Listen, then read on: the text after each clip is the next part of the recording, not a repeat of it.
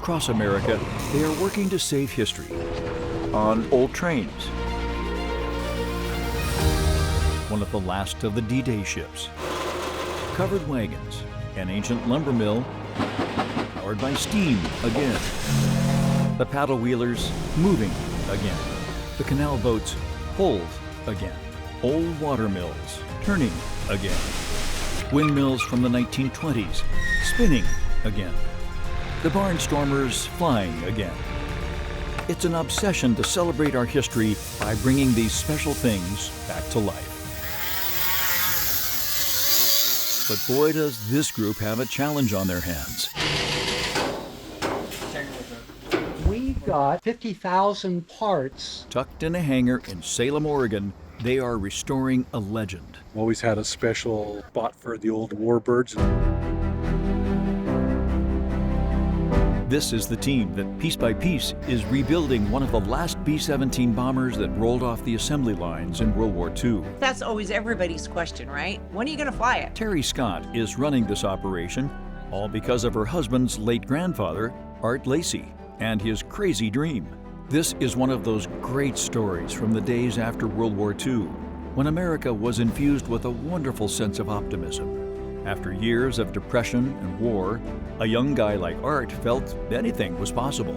So in one of those schemes hatched over a bet among friends, he went off to buy a bomber. He loved to gamble, played poker and whatever, and he was at one of his gatherings with his buddies. He said, you know, I think I'm going to buy myself a B-17 and put it over a gas station. And his friend said, what a stupid idea. Why in the hell would you do that? I bet you can't do it. Oh, that was the wrong thing to tell him. He said, well, I bet I can. I'll bet you can't. $5 bet. So $15,000 in his pocket, he goes to Tulsa, Oklahoma to get the B-17 from the graveyards. Goes to the War Assets Administration office and bought himself a B-17. This was a 4-engine plane. He's never flown one before. He read the manual for a few days. And then the guy says, now, you and your co-pilot go into town and I'll have your plane ready for you tomorrow.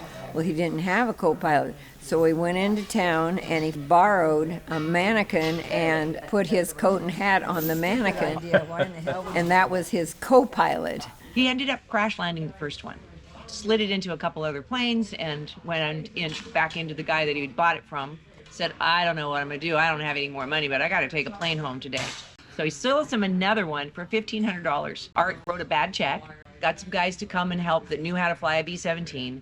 They get home, they landed it at Troutdale Airport, and there they dismantled it to be trucked to Milwaukee in the middle of the night. It wasn't the first stunt by Art, who owned and flew smaller planes like the P-51 Mustang. P-51, he flew under the old Oregon City Bridge. And he did it just to be a daredevil. He came down over the falls there in Oregon City, went under the bridge and barely cleared the trees at Clackamat Park, and came home and told my mom, because that was a very powerful plane. Yeah. And she said, Arthur, that's too much plane for you.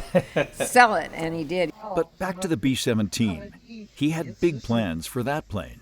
This was 1947. He was building a gas station, and the bureaucrats told him he needed a roof over the pumps. It just really ticked him off that he was going to have to pay somebody to design and build and fabricate and install a roof over gas stations. He said, I'm thinking of getting a big bomber and put it on top of the gas station as the roof.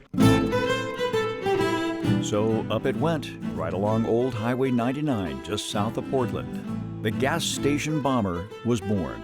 They would drive for miles to go get gas on a Sunday so they could see that plane. They had people waiting in line to get gas a quarter of a mile down the road. An instant hit. It was the largest single serving station in the nation, over 1 million gallons of gasoline a year. John Denver, the singer, his family was military. Dad was driving through. They stopped at the bomber gas station decades ago. John went away. They didn't know where he was. They later found him up in the B-17 in the cockpit, trying to fly this thing. There were thousands of stories like that. Her entire 60-year tour of duty was bringing joy, happiness, and fun times to families across the Pacific Northwest. But near the end of the 20th century, the plane was showing its age. Sitting there in the rain and the... Right, so it pigeons, it was a mess, and it needed to be taken care of. So, brought down from its perch, the gas station bomber was hauled away. What a shame when history just rots away. Now, only the cement foundations are left. Even the Bomber restaurant has closed. This is a national monument. But in the spirit of Art Lacey, this bunch has a new dream: to rebuild this treasure and get her back in the air. But it won't be easy.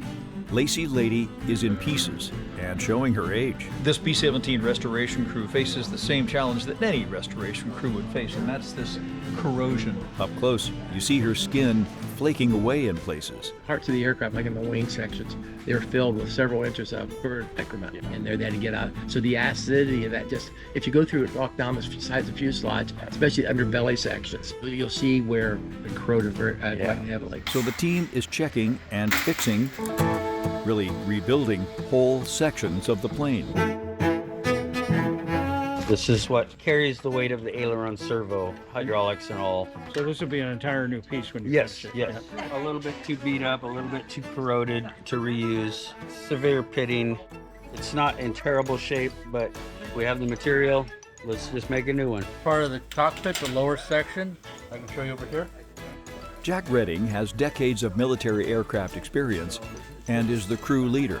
The parts I'm making right now fits down here on the lower half of the cockpit. The top half we haven't touched yet. You see a lot of original plane and a lot of new parts. Depends on the area, depends on how much of the material we can save.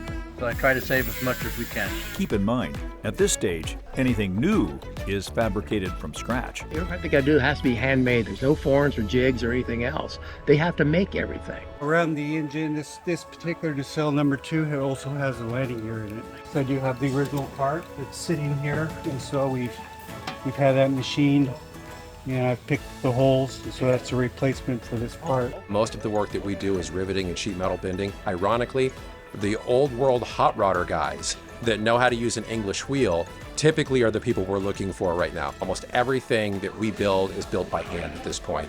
We don't have the original Boeing press forms, so we have to do it all by hand. On the money. Try to get our 45. No. Doing good. All right, we're going to 90. That should be 90 right there. We go just a hair more. Quarter. Beautiful. All right. Everyone is a volunteer, but with a staggering amount of experience. Aviation structural mechanic. I was a mechanic for many years. So I'm a qualified historian. Does heavy maintenance on the Boeing aircraft. Military aircraft repair. When I was on the B-1 project, One of our lead craftsmen spent 30 years working on F-15 Eagles. He could do a lot in retirement, but instead he's here helping to, with 3 days a week. We came to Salem. We had put out the word that we needed volunteers, and there were 90 people in the hangar waiting to volunteer. They were so excited about it. In a sense, Oregon was very much on the front lines of the war. Being on the West Coast, there was a real fear of attack from the sea. Art fought the war, working for the Army Corps of Engineers, shoring up coastal defenses.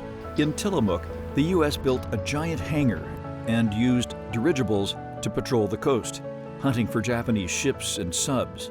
But back to the plane, and the big question: when will it fly again? They've done a lot of work here. Of course, there's a lot more work to do, and the dream is to have it flying by 2035. You start doing the math, and it means some of these wonderful volunteers may not be around for that historic day.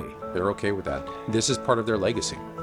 This is their commitment to something that will live on well beyond them.